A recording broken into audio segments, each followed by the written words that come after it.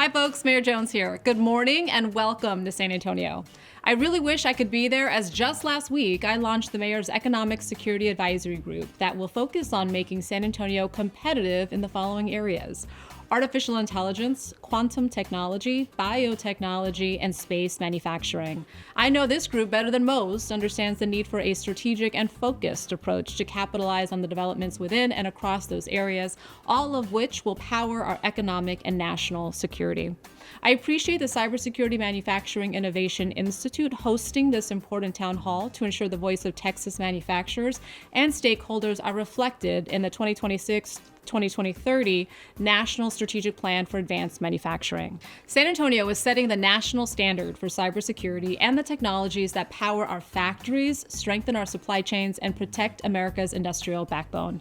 Together with partners like NIST, San Antonio Manufacturers Association, Port San Antonio, and the United States Department of Energy, we're proving that innovation, security, and manufacturing excellence can thrive right here in San Antonio.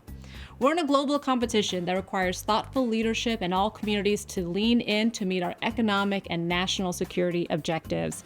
Thanks for participating in this important conversation, and let's get to work shaping the future of American manufacturing.